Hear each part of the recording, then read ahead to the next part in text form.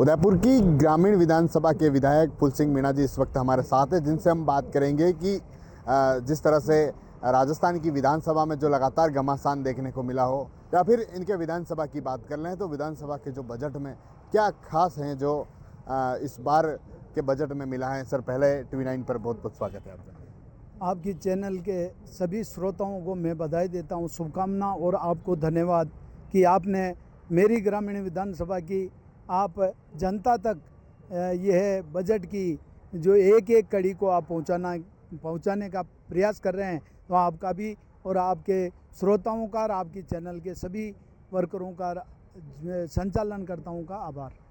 क्या बजट में खास इस बार आपकी ग्रामीण विधानसभाओं को मिला है, क्योंकि आदिवासी क्षेत्र हैं, आदिवासी बहुल्य है और धरातल पर शिक्षा और मूलभूत सुविधाओं की बात आती है तो मूलभूत सुविधाओं का कहीं कहीं आज भी अभाव दिखता है। आज़ादी के इतने वर्षों बाद भी अभाव, ऐसा क्यों?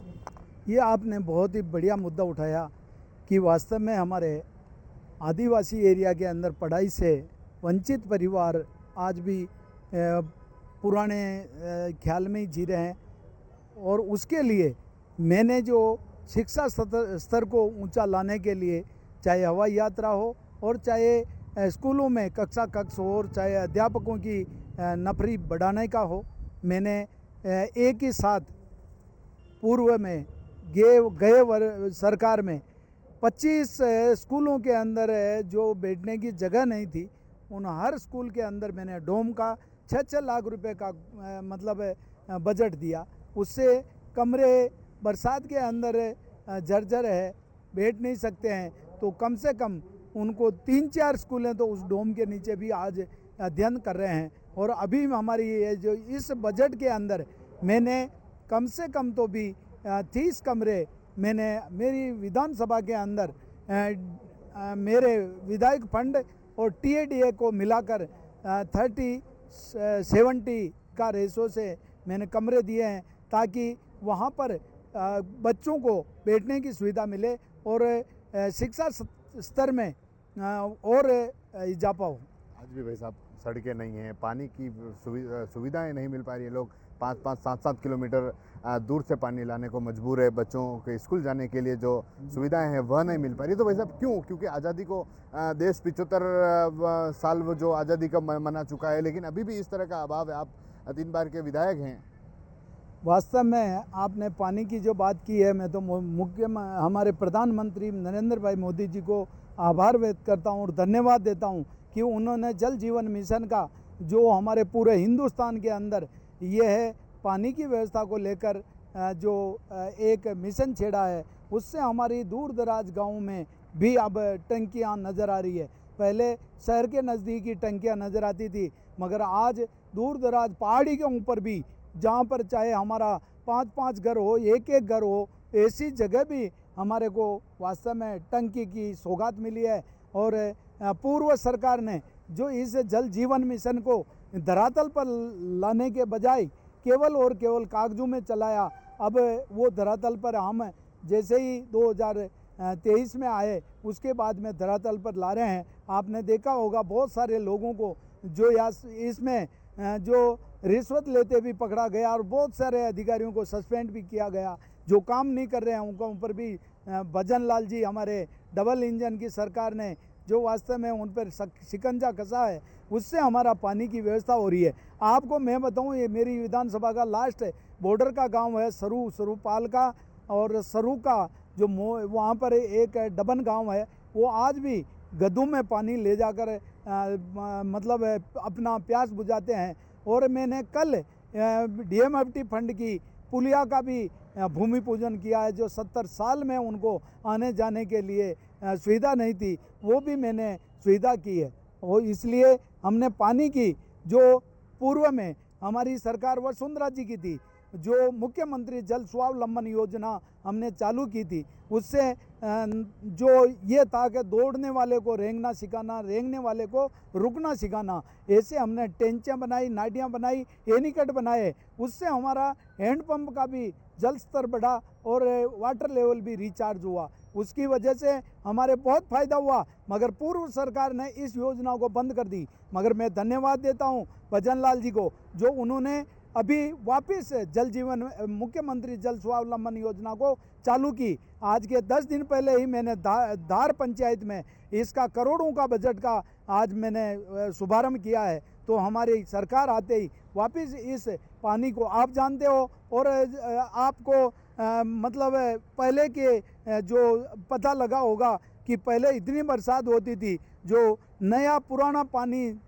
नाले बेवरी में मिल जाता था, आज उसका जल स्तर बहुत नीचे चला गया है। इस मुख्यमंत्री जल स्वावलंबन की योजना से नालियाँ हमारी बनेगी और टेंचा बनेगी, तो उससे जल स्तर और ऊंचा आएगा और हम पानी की व्यवस्था भी उनको भरपूर और विस्तार रूप से दे सकेंगे। आप हमेशा विधानसभा में दिखाई दिए हैं, सभापति के तौर पर आप दिखते हैं, लेकिन सर जिस तरह से विधानसभा में जो बजट सत्र को लेकर देखें, जो विधानसभा हंगामे की बेट चढ़ जाती है, हंगामा उस दौरों पर देखने को मिलता है, तो और आरोप भी लगते हैं कि विपक्ष को साथ नहीं लिया जाता, विपक्ष को बोलने का मौका नहीं दिया जाता, उस पर क्या कहेंगे? विपक्ष के तो पास कोई मुद्दा ही नहीं है। जो उनके 5वां साल में जो 1 साल पहले का जो बजट घोषणा करते थे, वो हमारा पहले बजट के अंदर ही घोषणा कर दी। आपको बताऊं, मैं उदयपुर के अंदर भी चाहे एलिवेटर रोड हो, चाहे रामपुरा से नांदेश्वर जी का रोड हो, और चाहे हमारा यहाँ पे जड़ाव नर्सरी से कलड़वास तक का रोड हो, और अनेक हमारे ये जो हमारा बड़गांव का रोड हो, अनेक ऐसे रोड, और हमारा रिंग रोड की भी हमने डीपीआर बनाने के लिए घोषणा कर दी। उदयपुर के अंदर ट्रैफिक व्यवस्था को देखते हुए एलिवेटर रोड और अनेक रोड ऐसे चला दिए, ऐसे निकाल दिए, उससे हमारा उदयपुर का ट्रैफिक व्यवस्था सुचारू रूप से हो पाएगी। आपके जहाँ पर भी देखो, अंडरपास हो, ओवर ब्रिज हो, ये भारतीय जनता पार्टी की सरकार ही कर सकती है। इसलिए विपक्ष के पास में कोई मुद्दा ही नहीं है, उनके पास तो केवल विरोध के लिए विरोध करने का मुद्दा है। अभी 4 दिन तक विधानसभा से बाहर हो गए, कोई मुद्दा नहीं।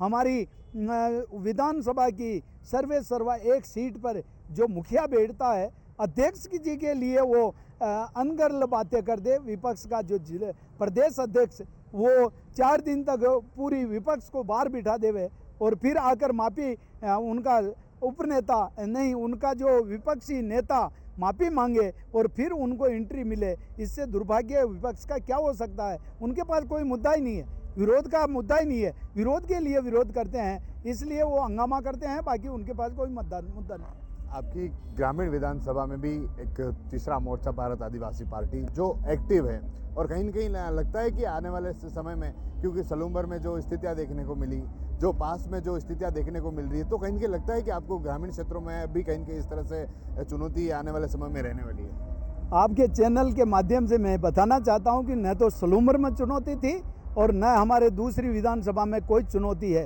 राजकुमार जी रोत, जिन्होंने ये कहा कि हम आदिवासी नहीं हैं, तो उनको मंदिर पे जाने से रोका, उसका परिणाम 71,000 से जीते, वो 25,000 पे आ गए।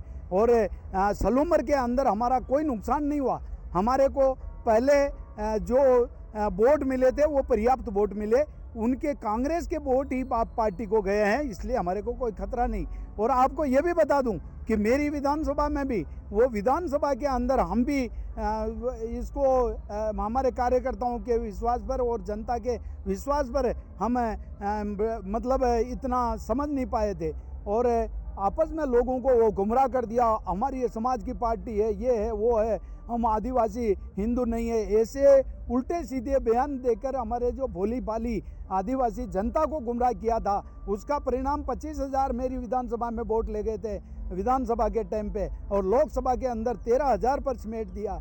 उनके भी कैंडिडेट खड़े हुए थे, मगर जनता समझ चुकी है, आने वाला समय में उनको हमारे को खतरा नहीं है, विपक्ष पार्टी कांग्रेस को खतरा है, क्योंकि वो दोनों ही उनको पनपाने वाले भी कांग्रेस ही है, जिनको खुले आम छोड़ दिया, उनको सरकार बचाने के लिए खुला छोड़ दिया, और उनके मर्जी आए जिसको ट्रांसफ़र करे, मर्जी आए जिसका ये करे वो करे। इस वजह से लगा था कि ये बाप पार्टी आगे बढ़ी है। तो हमारे भारतीय जनता पार्टी के अंदर जनता के लिए हम तैयार हैं, मगर आदिवासी के लिए कहेगा हम हिंदू नहीं हैं, कतई भी बर्दाश्त नहीं है, जनता समझ चुकी है। आपकी जो विधानसभा है एक जनजाति क्षेत्र काफ़ी है और उसमें जो जनजाति विभाग की ओर से जो एक बजट आता है उस पर जो भारत आदिवासी पार्टी के सांसद हैं, विधायक हैं, उन्होंने आरोप लगाया कि एक 1500 करोड़ से ज़्यादा जो बजट है वो ₹1 भी खर्च नहीं किया गया। उस पर आप क्या सोचते हैं, क्योंकि आपकी क्षेत्र जो जनजाति क्षेत्र में, उस क्षेत्र में भी आती है, और ऐसे में क्या हुआ है या नहीं हुआ, उस पर आप क्या देखते हैं? ऐसा है कि ये उनके पास में ये ₹1 भी खर्च नहीं किया तो बच्चों को राशन कहाँ से मिला, उनको ड्रेसें कहाँ से मिली, उन कर्मचारियों को पेमेंट तनख्वाह कहाँ से मिली। उनका कहने का मतलब ये है कि भाई ये आदिवासी जो बेचारे वास्तव में उनके चंगुल में फंसने वाले नहीं हैं। हमारी सरकार ने बजट दिया है, वो खर्च हुआ है, नहीं हुआ तो उसके लिए हम डबल बजट अभी दे रहे हैं। अगर कहीं रह गया है उनको हम अभी दे रहे हैं, इसलिए बजट तो पूरा आया और वापस रह गया तो वापस करेंगे हम, खर्च सभी को देंगे और जो घोषणा की है वो पूरा बजट आएगा। एक आखिरी सवाल है, आप मानते हैं कि आज भी आदिवासी क्षेत्रों में मूलभूत सुविधाओं का अभाव है? बिल्कुल मैं मानता हूँ, क्यों कि मैं अभी सरूपाल में गया, 70 साल तक के अंदर सबसे ज़्यादा कांग्रेस पार्टी ने राज किया, मगर आज भी मेरी सरूपाल के अंदर डबन गांव है, उसमें आज भी गद्दू से पानी ले जा रहे हैं। और मैंने पुलिया भी तीसरी बार मैंने वास्तव में प्रयास करते करते कल उसका भूमि पूजन करके आया हूं और वहां पर हम हैंडपंप और उनको पानी की सुविधा का भी अब हम उनको तोहफा देंगे। ठीक है, बहुत धन्यवाद। आज़ादी का अमृत महोत्सव है जो देश मना रहा है, लेकिन आज भी मूलभूत सुविधाओं का अभाव है। और हमने बात की जिस तरह से उदयपुर के ग्रामीण विधायक फूल सिंह जी मीणा से, जिनसे हमने जाना कि इस बार का बजट इनकी विधानसभा के लिए क्या खास रहा, क्योंकि लगातार विधायक रहे हैं और ऐसे में इनके क्षेत्र में क्या काम ऐसे हैं जो इस बजट में इनको मिले हैं। उनके साथ ही जो तीसरा मोर्चा जो भारत आदिवासी पार्टी धीरे धीरे जिस क्षेत्र में बढ़त बना रही है, तो कहीं उस पर भी इन्होंने अपना वक्तव्य दिया है। TV9 के लिए राजेश टांगी।